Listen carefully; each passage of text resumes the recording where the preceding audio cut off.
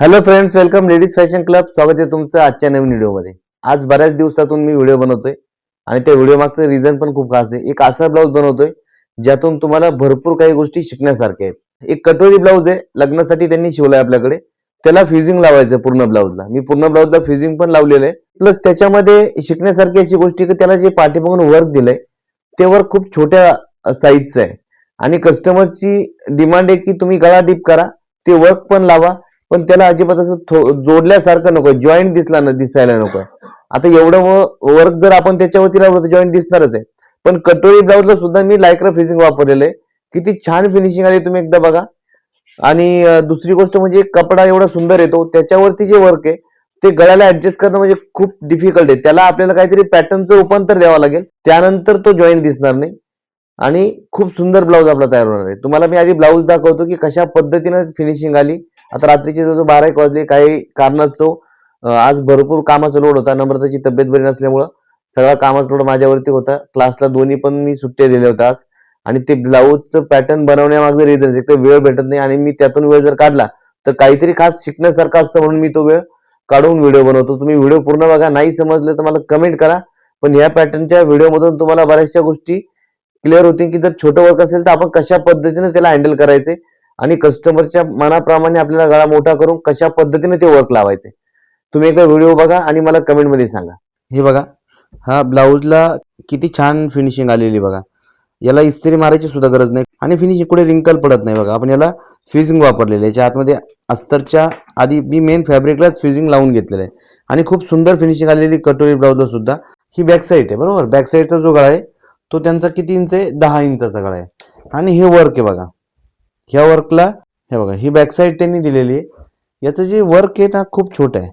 जर हे रेडी केलं तरी फक्त 7 इंचच आहे आणि 7.5 इंचचा असू द्या, पण याचा असा ब्रॉडनेस आहे ना खूप जास्त आहे बघा. 8 इंचच आहे. इथे 8 इंचचं ठेवला तर इथे 4 इंच ठेवावं लागेल. इथे 4 इंच ठेवावं लागेल. मग आता आपल्याला कसं ऍडजस्ट करायचं. एक तर कटोरी ब्लाऊज आहे बघा. तर आता ही बॅक साईड मी काय केली, पूर्ण बाजूला ठेवली. ही जी बॅक साईड आहे ही साईडला गेली आणि दुसरा त्याचा सेम कपडा होता त्याला पण मी फ्युजिंग लावले. त्याच्यावरती आपण बॅक साईड प्लेन मध्ये काढली आणि हे आपण अस्तर आहे याचा आपण गळा कट करणार आहे. त्याआधी आपल्याला काय करायचंय, सगळ्यात पहिली गोष्ट आधी आपण मोजून बघूया की आपल्याला कुठल्या पद्धतीने पॅटर्न करता येईल. आता आपल्याला याला बघायचंय की कुठलं पॅटर्न करता येईल. जर आपल्याला हे बघा अशी मार्किंग दिसते गळ्याला आणि जर आपण हे इथे ठेवलं तर आपला गळा खूप असं खाली घेतलं तर काय होणार आहे, या गळ्याचा आकार वेगळा होणार आहे. तर आता कस्टमरचं काय म्हणणं आहे की तुम्ही याला काहीतरी असं करा की ते हा जॉईंट नको यायला आणि हे जर गळा आहे असा बनवला तर खूप छोटा होतोय. मी काय केलं, एक कपडा घेतलाय सेम त्याचाच प्लेन मध्ये. आपण याच्यावरती आधी तयार करूया. त्याच्या आधी मी याचा गळा कट करून घेतो बघा. गळा कट कसा करायचा, आपला 10 इंचाचा गळा आहे. इथे बरोबर मी अशा पद्धतीने ठेवलंय बघा. इथे मार्किंग केलेली आहे. आपण आधी राऊंड गळा कट करूया. ठीक आहे. हा राऊंड आपण असा, हे बघा. आता आपण काय करूया, आता आपण आधी ह्या वर्कला आहे ना एक पानाचा आकार देऊया खालच्या साईडला. ठीक आहे.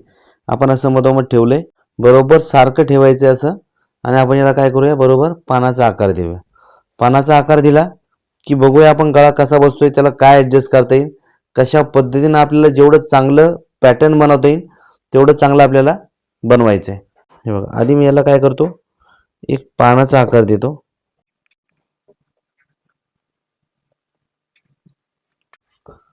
आणि आपण आता हे वर्क आहे हे कट करून काढूया. याला आपण कट करून घेतलंय. आधी आपण काय करू, आता अस्तरचा गळा कट करूया. नाही बघा, आपण आता अस्तरचा गळा कट केला. 10 इंचाचा गळा आहे तर आपण अस्तरचा पण गळा कट करून घेतलाय. आपण काय करूया, आधी याला पलटी करून घेऊया. पलटी करून झाल्याच्या नंतर आपण आता याला जोडण्याची पण एक पद्धत आहे. आपण हा गळा पलटी करून घेतला बघा. आता आपल्याला काय करायचंय, असं अटॅच करायचं की जॉईंट दिसला नाही पाहिजे, असं वाटलं नाही पाहिजे की याला जॉईंट दिलेला आहे. ठीक आहे. आणि तीच आपली खरी मेहनत असते की अशा पद्धतीने आपल्याला ते वर्क लावायचंय. जॉईंट दिसायला नको आहे, ते वर्क शॉर्ट पण दिसायला नको आहे जास्त, आणि गळ्याच्या प्रमाणे झालं पाहिजे आणि छान त्याला सोबर लुक पण आला पाहिजे. तर आता आपल्याला काय करता येईल, तर आपण काय करूया, सगळ्यात पहिलं मी काय करतो, ह्या साईडला टीप मारून घ्यायची. तर टीप कशी मारायची ते पण तुम्हाला दाखवतो मी, नंतर पुढचं पॅटर्न आपण करूया. ठीक आहे. आधी या वर्कला मी जॉईंट करून घेतो. कपडा वरच्या बाजूला, कपडा कमी आहे पण आपण कितीही त्याला जॉईंट दिले तरी जॉईंट आपला दिसायला नको, लक्षात ठेवा. बघा आपण जॉईंट दिल्या गळ्याला आणि हे मध्ये जिथे गळा आहे तिथे आपण असे जॉईंट मारून घेतलेले आणि वरती इथे शोल्डरला पण जॉईंट दिले. आणि ही जी बॅक साईड आहे व्यवस्थित दिसते ना, बॅक साईडला मधोमध आपण सेंटर घेतलाय आणि या सेंटरनुसार आधी मी गळ्याला टीप मारून घेतो. आधी बघा इथे मी बरोबर जर ठेवलं असं तर आपल्याला टीप मारायची. आता टीप मारायला आपण काय करूया, सिंगल दाब यूज करूया. सिंगल दाबने आपल्याला व्यवस्थित टीप मारता येईल. तर मी सिंगल दाब लावून घेतो. ही बंद कर. आता मी याला काय करतो, बरोबर इथे सेंटर घेतलाय. हा कपडा मी आतमध्ये फोल्ड केलाय बघा, सेंटर घेतलाय आणि सेंटर प्रमाणे आता मी त्याला आधी टीप मारून घेतो. टीप मारताना मात्र तुम्हाला फिनिशिंग मध्ये टीप मारायची. सुरुवातीला तुम्हाला सवय नसेल तर सुरुवातीला थोडंसं अवघडल्यासारखं होईल, पण बघा वर्कच्या शेजारी जागा आहे तिथं मी बरोबर टीप मारून घेतोय. हे बघा अशा पद्धतीने आपण गळ्याला बरोबर टीप मारून घेतली. बघा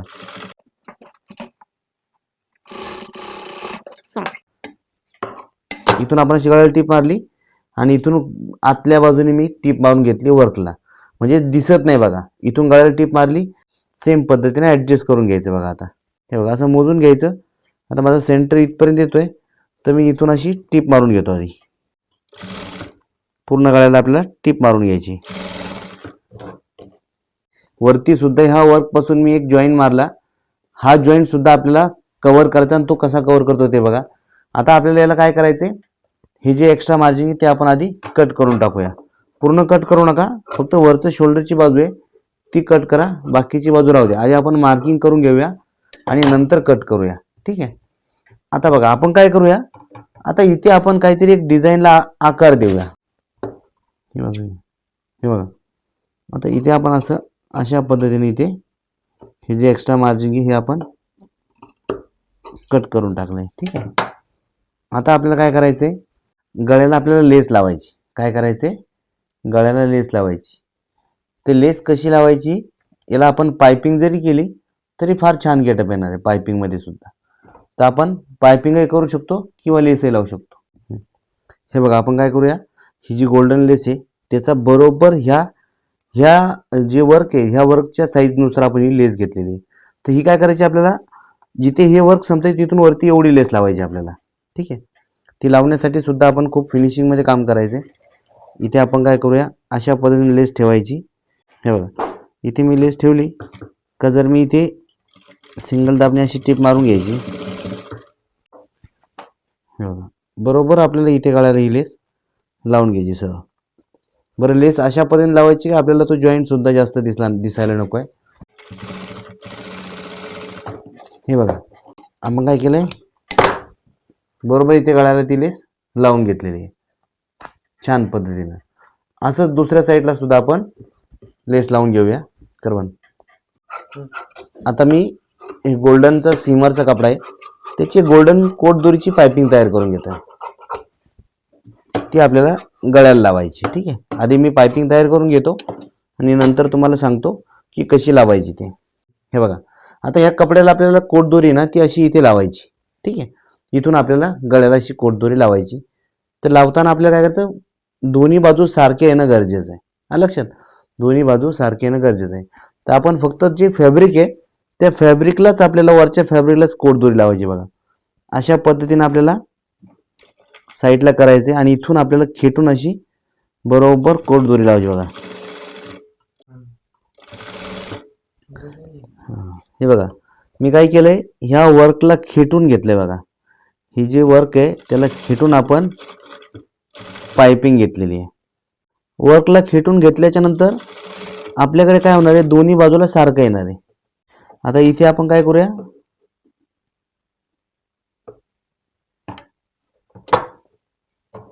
कट करूया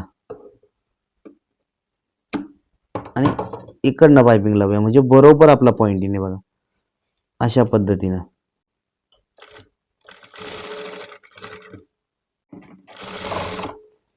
पूर्ण गळ्याला आपल्याला अशी पायपिंग लावून घ्यायची. बघा करकट. हे बघा आपण गळ्याला काय केलं, पायपिंग केली. ही पायपिंग काय करायची आपल्याला, अशी फोल्ड करायची बघा, आतमध्ये फोल्ड करायची अशी. ठीक आहे. हे मार्जिन खूप जास्त होत असेल इथे तर थोडंसं कमी करा.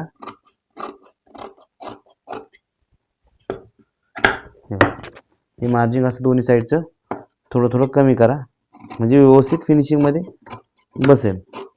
अशा पद्धतीने आपल्याला टीप मारायची.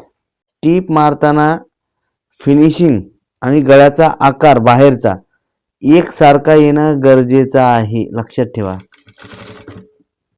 हे बघा, अशा पद्धतीने आपल्याला पूर्ण गळ्याला टीप मारून घ्यायची. थांबे, हे बघा, हे बघा किती सुंदर आपण ते पायपिंग लावून कव्हर केलेलं आहे. खूप छान पॅटर्न झालेलं आहे. ती डमी छोट्या मापाची आहे, ब्लाऊज मोठा आहे, तरी पण तुम्हाला व्यवस्थित गळा दिसण्यासाठी मी त्याला टाचण्या लावून व्यवस्थित लावलेलं आहे. कस्टमरने जर आपल्याला फोटो दिला तर मी नक्कीच फोटो टाकेल, पण तुम्ही कमेंटमध्ये सांगा की हा जो गळा आपण वर्क ॲडजस्ट केलं आहे ते व्यवस्थित जमलं आहे की नाही ते. आणि जर तुम्हाला काही प्रश्न असतील तर मला कमेंट बॉक्समध्ये नक्की सांगा. भेटूया आपण पुन्हा नवीन व्हिडिओमध्ये. जय हिंद, जय महाराष्ट्र.